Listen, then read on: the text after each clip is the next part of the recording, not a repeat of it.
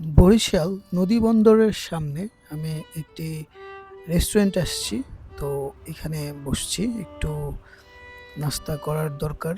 তো যেহেতু সকাল হইছে, সারারাত লঞ্চে কাটানোর পরে বরিশাল শহর আজকে আপনাদেরকে আমি দেখানোর চেষ্টা করব পায়ে হেঁটে।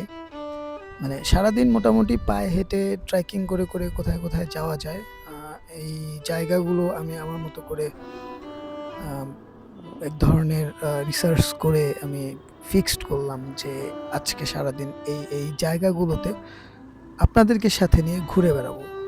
তো আমার এই চ্যানেলে ম্যাক্সিমাম ভিডিওই এরকম যে আমি বিভিন্ন এলাকায় গ্রামগঞ্জে পায়ে হেঁটে আমি বিভিন্ন শহর দেখানোর চেষ্টা করছি আপনাদেরকে, বা বিভিন্ন জায়গা। তো বরিশাল শহরে আমি আসছি, এর আগে এসে শহর দিয়ে চলে গেছি। কিন্তু চলে যাওয়ার মুহূর্তগুলো আমার কাছে মনে হইতো যে বরিশাল শহরটাকে নিয়ে একবার ডিটেল করা যায় কি না। বরিশাল শহর, সারা শহর পায়ে হেঁটে সারাদিনে কত দূর ঘোরা যায়, নিজে ইতিহাস ঐতিহ্য সম্পর্কে কতটুকু খুঁজে বের করা যায় বরিশালের। তো বরিশাল ঘুরতে গিয়ে যেটা দেখছি যে বরিশালে আসলে অনেক পুরনো স্থাপনা আছে, যেই পুরনো স্থাপনাগুলো সবসময় আমাকে কানেক্ট করে। আমি ট্রাই করি সুন্দর সুন্দর স্থাপনাগুলো দেখতে আমার ভালোই লাগে। আবার প্রকৃতির সাথে আহ, হারায় যাওয়া বা প্রকৃতির মধ্যে ঘুরে বেড়ানো, এটাও আমার খুব ভালো লাগে আর কি। তো ভ্রমণ প্রিয় মানুষ আমি, ভ্রমণ করতে ভাল লাগে, এটা একটা ভালো লাগা। তো এটাকে যে যেভাবে নেন আর কি, সবার আসলে ভ্রমণ করতে যে ভালো লাগবে বা ভালো লাগে এরকম না। যেমন এটা একটু কষ্টের ব্যাপারও। ধরেন আজকে সারাদিন আমি পায়ে হেঁটে বেড়াবো, এটা সবাই পারবে না। আমার আবার প্র্যাকটিস হয়ে গেছে। আমি ট্রেকিং করতে করতে করতে করতে বলা যায় আমি একজন ট্র্যাকার হয়ে গেছি। আমার এখন এরকম ট্রেকিং করতে আমার ভালোই লাগে। তো বরিশাল শহরের মধ্যে গলি ঘোরার খুব ইচ্ছা ছিল, ডিটেল একটা ট্রাভেল সিরিজ। তো এখন যে জায়গাটায় যাচ্ছি, এই জায়গাটা বরিশালের একটা ফেমাস প্লেস, বিবির পুকুর নামে অনেকে চিনে। এক্স্যাক্টলি বিবির পুকুরই এটা, আমার মনে হয়, আর নাও হতে পারে, জানি না। আপনারা যারা দেখতেছেন তারা কমেন্ট বক্সে এসে কমেন্ট করে জানান এই জায়গাটার নাম আসলে কি, বা এই যে যে রাস্তাটা দেখতেছেন এই রাস্তাটার আসলে নাম কি। বরিশাল থেকে যদি কেউ দেখে থাকেন কমেন্ট করে জানাতে পারেন, কারণ আমার চ্যানেলের একটা ভিডিও বরিশাল শহর দিয়ে রিক্সায় ঘুরে বেড়াইছিলাম। ওই ঘুরে বেড়ানো না আসলে, নতুল্লাবাদ থেকে বরিশাল লঞ্চঘাট পর্যন্ত রিক্সায় যাচ্ছিলাম, তখন একটা ভিডিও করা। ওই ভিডিওটা অনেকেই দেখছেন বরিশাল থেকে। তো আমার এর জন্য মনে হয়েছে, আমার আবার চ্যানেলের টপ ভিউ ওইটা আর কি। তো তখন মনে হয়েছিল যে বরিশাল শহরে একদিন এসে ঘোরা যায় কিনা, বরিশাল শহরটাকে নিজেও দেখা, আপনাদেরকেও দেখানো যায় কিনা। তো এই রাস্তাঘাটগুলো দিয়ে যখন যাচ্ছিলাম তখন আসলে সকালবেলা, যার কারণে খুব একটা যানজট, খুব একটা কোলাহল না, জায়গাগুলো একটু স্মুথ হয়ে আছে। তো মূলত আমি এই গির্জায় আসার জন্য এতক্ষণ ধরে হাঁটছিলাম, আমার উদ্দেশ্য ছিল এই গির্জা। গির্জাটি বরিশাল বন্দর থেকে খুব একটা বেশি দূরে না হওয়ার কারণে ভাবলাম হেঁটেই রওনা দেই। গির্জাটির কাছে চলে আসছি প্রায়। আমার বাঁ পাশে দেখতেছেন কাঁটাতারের বেড়া দেয়ালের উপরে। এটার ওপাশ হচ্ছে গির্জা এবং বিভিন্ন প্রতিষ্ঠান। এই যে এখন আমি স্কুলের গেট, এই গির্জা এরিয়ার মধ্যেই স্কুলটা অবস্থিত। তো এই যে বাহির থেকে আপনাদেরকে গির্জাটি যতটুকু দেখানো যায় দেখানোর চেষ্টা করছি। তো বিশাল ভবন এবং অনেক পুরনো স্থাপনা। আমি যখন গুগল করে দেখলাম এই গির্জাটি সম্পর্কে, যখন জানলাম তখন আমার কাছে মনে হয়েছে হ্যাঁ, আমি গির্জায় প্রথমবার, আমি এর আগে কখনো গির্জায় যাই নাই। তো ভাবলাম আমি নিজে প্রথমবার গির্জায় যাই। আমি নিজে একটা এক্সপেরিয়েন্স নেই গির্জায় প্রথমবার। তো যেহেতু একটা ধর্মীয় প্রতিষ্ঠান, তো সেক্ষেত্রে আহ, সেভাবেই যেতে হবে। তো খুব অপেক্ষার মধ্যে দিয়ে আমার এখন সময়টা যাচ্ছে। আমি গেটে একজনের সাথে কথা বলছিলাম, উনি বলল যে সবসময় ঢোকা যায় না, রেস্ট্রিকশন আছে, প্রার্থনায় আছেন কিছু মানুষজন। তো সেক্ষেত্রে আমাকে বলল একটু অপেক্ষা করেন, আপনাকে ভেতরে ঢুকতে দেয়া হবে। ফাদারের কাছ থেকে একটা অনুমতি নেয়ার বিষয় আছে।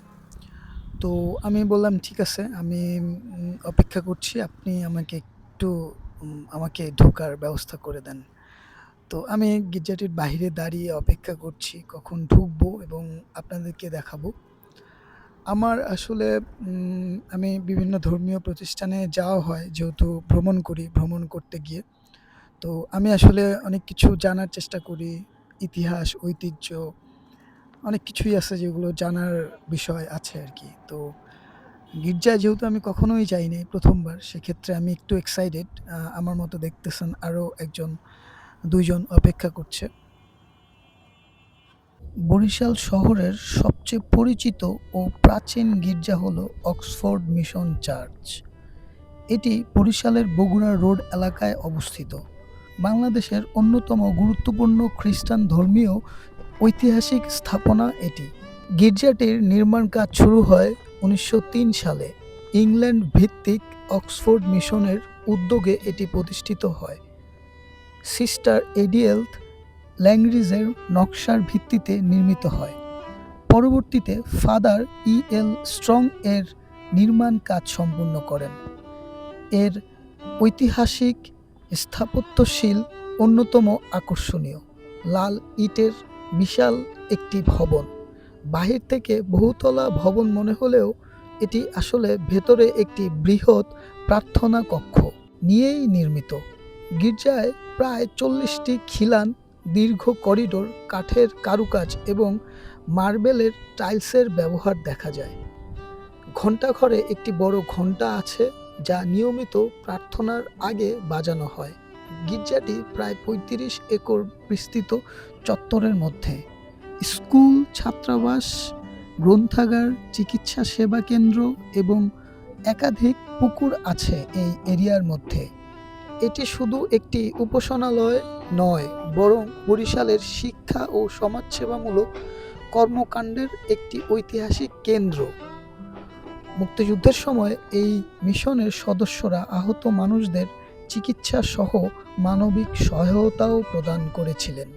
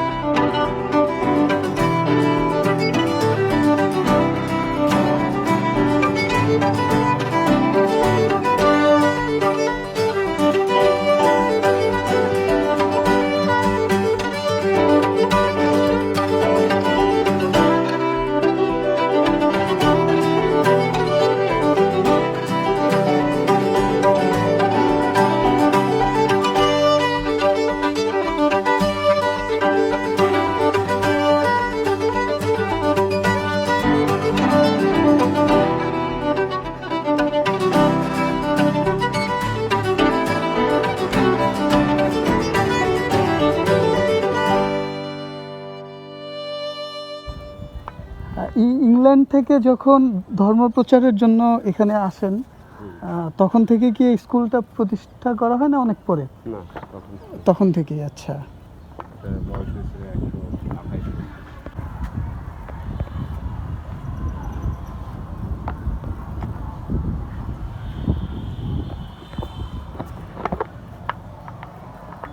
ক্লাস চলতেছে না? আমি গেছিলাম, আপনারে পাই নাই, তারপরে আমি ওই গেটে চলে গেছি।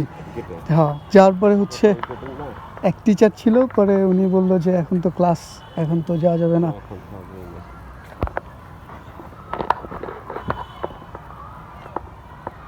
কাকুর নাম জানো? আমার নাম মোহাম্মদ জাহাঙ্গীর আলম। মোহাম্মদ জাহাঙ্গীর হাওলাদার। আপনি বরিশালেই আপনার জন্ম, মানে বরিশাল? জন্ম বরিশালী, আচ্ছা, আপনার বাসা তাহলে আশেপাশে না, আপনি এখানে থাকেন আশেপাশেই এই জায়গায় চাকরি দায়িত্বে? করি। আচ্ছা, আপনি কত বছর এখানে এই প্রতিষ্ঠানে? এই প্রতিষ্ঠানে বেশি না, 13-14 বছর। জন্মস্থানী আর কি, এই প্রতিষ্ঠানে 8 বছর লাগে। আচ্ছা আচ্ছা, এখানে তো অনেক বিদেশ থেকে, অনেক দূর দূরান্ত থেকে অনেক মানুষ আসেন, ধর্মপ্রাণ যারা খ্রিস্টান ধর্মের যারা আছেন তারা তো আসেন। খ্রিস্টান মুসলিম সবই আসে, পারমিশনের ব্যাপার আছে। পারমিশনের ব্যাপার আছে।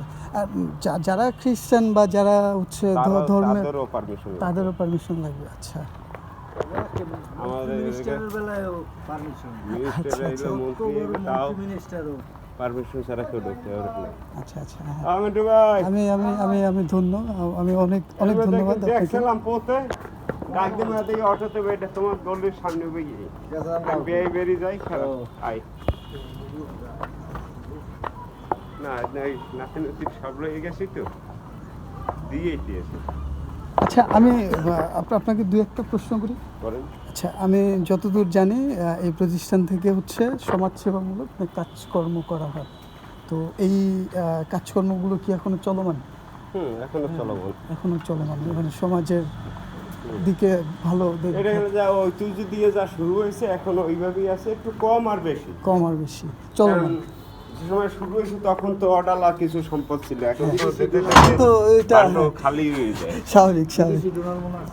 আর অতটা ডোনারও নাই। আমার একটা ইচ্ছা পূরণ হলো, আমি বলা যায় প্রথমবার এরকম কোনো গির্জার ভেতরে প্রবেশ করা। আমি এর আগে কখনো কোনো গির্জার ভেতরে প্রবেশ করিনি, তো এটা আমার জন্য একটু এক্সাইটেড মুহূর্ত গেছে। আমি যে কোনো ধর্মীয় প্রতিষ্ঠানে গেলে আমি শীতল হয়ে যাই।